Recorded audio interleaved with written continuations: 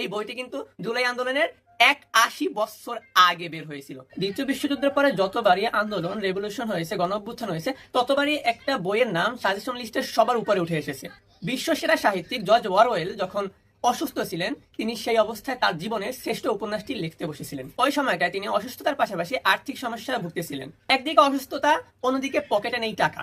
আর যেই বিষয়গুলো তিনি এখন রাইটিং করতেছেন, সেই লেখাটা কোনো পাবলিশার থেকে পাবলিশড হবে কিনা এটা নিয়েও সন্দেহ আছে। তবে এই উপন্যাসটা লিখতে তার অনেক ভালো লাগতেছিল, এজন্যই তিনি এই লেখাটাকে এগিয়ে নিয়ে যাচ্ছিল।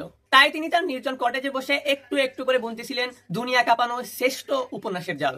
এক সময় বই লেখা শেষ হলো, আর তার সন্দেহই ঠিক হলো, কোনো পাবলিশারই তার বইটিকে ছাপাতে আগ্রহ প্রকাশ করলো না। জর্জ অরওয়েলের প্রায় সকল বই যেই পাবলিশার থেকে ছাপানো, তারা একদম সাফ না করে দিল। যখন তিনি তার এই লেখাটাকে, উপন্যাসটাকে পাবলিশ করার জন্য বিভিন্ন প্রকাশনী, বিভিন্ন পাবলিশারের দরজায় দরজায় করা নাড়তেছিলেন, তখন সময়কালটা ছিল 1943 থেকে 1944-এর মধ্যবর্তী স্থান। তখন কেবলমাত্র মানুষগুলো দ্বিতীয় বিশ্বযুদ্ধের ভয়াবহ নির্মমতা, অত্যাচার, জুলুম কাটিয়ে স্বস্তির দিকে ধাবিত হচ্ছিল।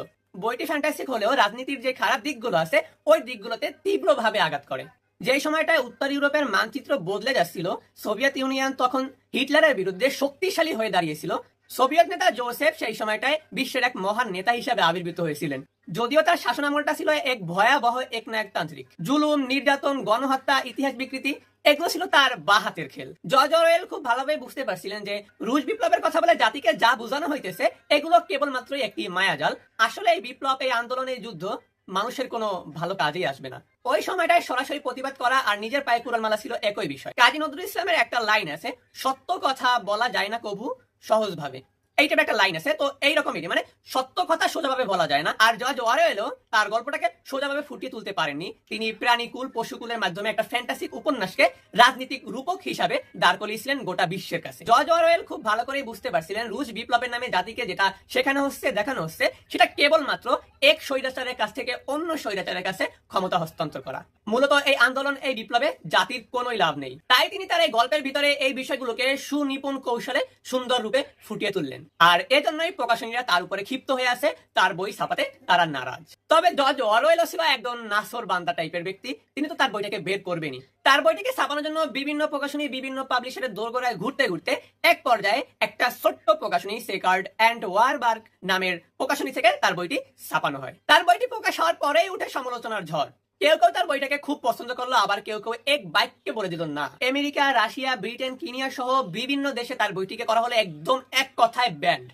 এর কিছুদিন পরে বইটির ভবিষ্যৎ একদম ঘুরে যায়। এই বইটির গল্পটাকে নিয়ে বিভিন্ন রকমের ইংলিশ সিরিজ, মুভি তৈরি হতে থাকে। আর এই বইটির খ্যাতি ছড়িয়ে যায় দেশ থেকে দেশান্তরে, পৃথিবীর আনাচে কানাচে ছড়িয়ে যায় এই বইটির খবর।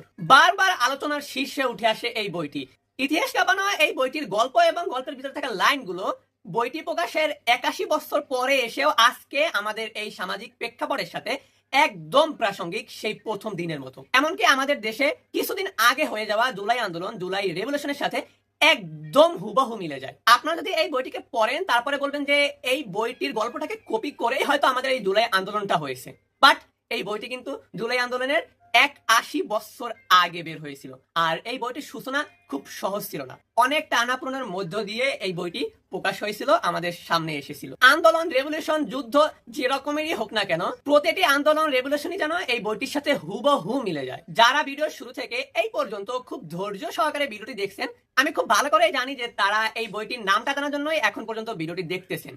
এই বইটি হলো বিশ্ব সেরা সাহিত্যিক জর্জ অরওয়েলের লেখা জীবনের সব থেকে শ্রেষ্ঠ উপন্যাস, দ্য অ্যানিমেল ফার্ম। অবশ্যই বইটি পড়বেন, আমার পক্ষ থেকে ১০০ সাজেশন রইল। আপনারা অবশ্যই এই বইটিকে একবার হলেও পড়ার চেষ্টা করবেন। তো ভিডিওটি ভালো লাগলে অবশ্যই লাইক, কমেন্ট, ফলো করে পাশে থাকবেন, আর ছোট্ট করে একটা শেয়ার করে দিবেন। তো আল্লাহ হাফেজ।